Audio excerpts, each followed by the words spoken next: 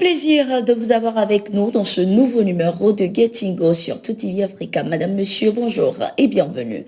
Après les discussions infructueuses de la sous-secrétaire d'État par intérim des États-Unis, Victoria Nuland, avec les nouvelles autorités militaires nigériennes, Washington a suspendu une partie de ses programmes d'aide au gouvernement nigérien. Dans un communiqué publié ce 7 août, le secrétaire des Nations Unies, Antonio Blinken, a estimé que l'aide au gouvernement dépend d'une gouvernance démocratique et du respect de l'ordre constitutionnel. Ce 7 août, la sous-secrétaire d'État par intérim des États-Unis a rencontré à Niamey les nouvelles autorités militaires du pays. Ceci dans le but d'obtenir un changement de position des militaires du CNSP et d'obtenir un retour à l'ordre constitutionnel. Selon Victoria Nuland, ces échanges avec le CNSP ont été infructueux car les militaires ont refusé toutes les propositions.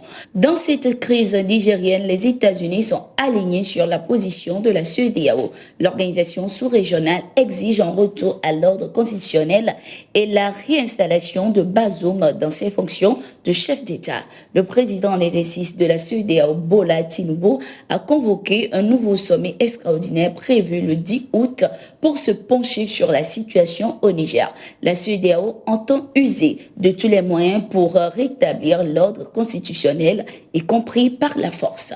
Ali Maman Lamine Zeine, c'est le nouveau Premier ministre du Niger. Ce 7 août, dans un communiqué lu à la télévision nationale, les nouvelles autorités militaires ont annoncé la nomination d'un Premier ministre. Né en 1965 à Zinder, la deuxième ville la plus peuplée du pays, Ali Maman Lamine Zeine est économiste de formation. Il a été représentant résident de la Banque africaine de développement BAD au Tchad, en Côte d'Ivoire et au Gabon. Il est entré en 1991 au ministère de l'économie et des finances après ses études à l'école nationale d'administration de Niamey. Il a par la suite été directeur de cabinet de ce ministère, puis nommé ministre en 2002 par l'ex-président Mamadou Tandja pour redresser une situation économique et financière chaotique.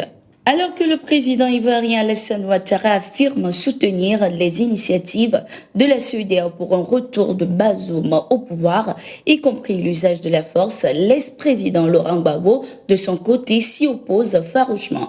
L'ancien dirigeant a appelé la CEDEAO à explorer d'autres voies et moyens politiques et diplomatiques pour résoudre cette crise. Il s'est dit totalement opposé à toute intervention militaire qu'il considère comme la pire des solutions. Je condamne donc la prise du pouvoir par les armes au Niger. Elle porte atteinte à la démocratie dont je reste un fervent défenseur. Le recours à la violence envisagé par la CEDEAO me paraît être la pire des solutions à cette crise. Je dénonce ces mesures en ce sens qu'elles ne font qu'aggraver la situation de précarité du peuple frère du Niger. Je dénonce par-dessus tout le recours à la guerre pour résorber cette crise, a-t-il affirmé. La coordination des mouvements de l'Azawad accuse l'armée malienne d'avoir mené une attaque contre l'une de leurs bases de Foyata.